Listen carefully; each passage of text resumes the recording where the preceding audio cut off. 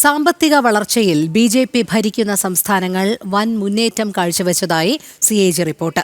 വികസന മുരടിപ്പിന്റെ പേരിൽ മുൻപ് പരിഹസിക്കപ്പെട്ടിരുന്ന ഉത്തർപ്രദേശാണ് പട്ടികയിൽ ഏറ്റവും മുന്നിൽ. അതേസമയം നമ്പർ 1 എന്ന് സർക്കാർ വിശേഷിപ്പിക്കുന്ന കേരളം റവന്യൂ കമ്മി രേഖപ്പെടുത്തിയ സംസ്ഥാനങ്ങളുടെ പട്ടികയിലാണ് ഇടം നേടിയത്. 2022-2023 സാമ്പത്തിക വർഷത്തെ കണക്കാണ് നിലവിൽ പുറത്തു വന്നിട്ടുള്ളത്. ഇതിൻ പ്രകാരം സാമ്പത്തിക വളർച്ച കൈവരിച്ച സംസ്ഥാനങ്ങളുടെ പട്ടികയിൽ 16 എണ്ണത്തിൽ 10 BJP ഭരിക്കുന്ന സംസ്ഥാനങ്ങളാണ്. യോഗി ആദിത്യനാഥിന്റെ ഉത്തർപ്രദേശാണ് ഏറ്റവും മുന്നിൽ. ഒരു കാലത്ത് ദരിദ്ര സംസ്ഥാനമെന്ന പരിഹാസം മാത്രം കേട്ട സ്ഥലമാണ് ഉത്തർപ്രദേശ്. എന്നാൽ യോഗി ആദിത്യനാഥിന് കീഴിൽ ഉത്തർപ്രദേശ് ഇന്ന് അഭിമാനാർഹമായ നേട്ടം കൈവരിച്ചിരിക്കുകയാണ്. 37,000 കോടി രൂപയുടെ റവന്യൂ മിച്ചമാണ് യോഗിക്ക് കീഴിൽ ഉത്തർപ്രദേശ് നേടിയത് എന്ന് CAG റിപ്പോർട്ട് സാക്ഷ്യപ്പെടുത്തുന്നു. അതായത് രാജ്യത്ത് തന്നെ 1ാം സ്ഥാനത്ത് ഉത്തർപ്രദേശാണെന്ന ചുരുക്കം.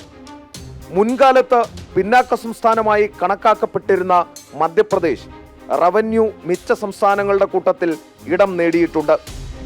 റവന്യൂ മിച്ചമുള്ള മുൻനിര സംസ്ഥാനങ്ങളുടെ കണക്കെടുത്താൽ അത് ഇപ്രകാരം വരും.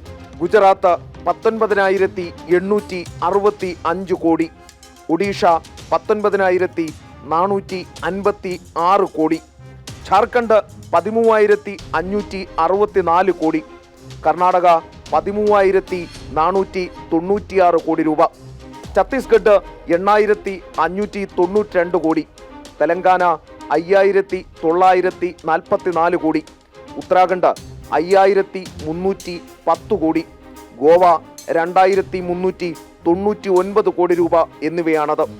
ഇതുകൂടാതെ അരുണാചൽ പ്രദേശ്, മണിപ്പൂർ, മിസോറാം, നാഗാലാൻഡ്, ത്രിപുര, സിക്കിം എന്നീ വടക്ക് കിഴക്കൻ സംസ്ഥാനങ്ങളും റവന്യൂ മിച്ചമുള്ള സംസ്ഥാനങ്ങളുടെ പട്ടികയിൽ ഇടം നേടിയിട്ടുണ്ട്. 16 സംസ്ഥാനങ്ങൾ ഉൾപ്പെടുന്ന ഈ ഗണത്തിൽ 10 എണ്ണവും BJP ഭരിക്കുന്ന സംസ്ഥാനങ്ങൾ ആണെന്നതാണ് പ്രധാനം. ഭരണത്തിന്റെ ഗുണം എന്ന് തന്നെ വിലയിരുത്തണം. എല്ലാ രംഗത്തും കേരളം നമ്പർ 1 ആണ് എന്നാണ് പിണറായി വിജയന്റെ അവകാശവാദം.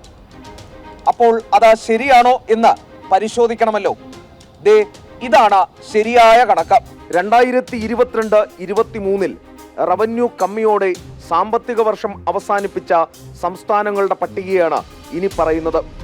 ആന്ധ്രാപ്രദേശ് -43,488 കോടി, തമിഴ്നാട് 36,215 കോടി, രാജസ്ഥാൻ -31,491 കോടി, പശ്ചിമ ബംഗാൾ 27,295 കോടി, പഞ്ചാബ് -26,045 കോടി, ഹരിയാന 17,212 കോടി, അസം -12,072 കോടി, ബീഹാർ 11,288 കോടി, കേരളം -9,226 കോടി, ഹിമാചൽ പ്രദേശ് -6,336 കോടി, മഹാരാഷ്ട്ര 1,936 കോടി, മേഘാലയ -44 കോടി രൂപ എന്നിങ്ങനെയാണ് പട്ടിക. അതായത് കേരളം ഉൾപ്പെടുന്നത് റവന്യൂ കമ്മിയുള്ള സംസ്ഥാനങ്ങളുടെ പട്ടികയിലാണ്. ബാക്കിയൊക്കെ വെറും PR സ്റ്റണ്ട് മാത്രം. പശ്ചിമ ബംഗാൾ, കേരളം, ഹിമാചൽ പ്രദേശ്, പഞ്ചാബ് തുടങ്ങിയ സംസ്ഥാനങ്ങൾ വരുമാനക്കുറവ് നികത്താൻ കേന്ദ്ര സഹായത്തെയാണ് പ്രധാനമായും ആശ്രയിക്കുന്നത് എന്നുകൂടി CAG റിപ്പോർട്ടിൽ തെളിവ് സഹിതം വ്യക്തമാക്കുന്നുണ്ട്. നമ്പർ 1 കേരളം ഒരു നമ്പർ 1 തള്ള് ആയിരുന്നു എന്ന ചുരുക്കം. BJP ഭരണത്തിന് കീഴിൽ സംസ്ഥാനങ്ങൾ എങ്ങനെ പുരോഗതി കൈവരിക്കുന്നു എന്ന് CAG റിപ്പോർട്ട് അടിവരയിടുന്നു. ഒപ്പം PR വർക്കിനൊക്കെ ഒരു പരിധി ഉണ്ടെന്നും പിണറായി വിജയനെ CAG റിപ്പോർട്ട് ഓർമ്മിപ്പിക്കുക കൂടി ചെയ്യുന്നുണ്ട്. വടക്ക് നോക്കിയിരിക്കാതെ തിരുത്തിയാൽ കേരളത്തിന് കൊള്ളാം. എസ് ശ്രീകാന്ത്, ജനം, ഡൽഹി.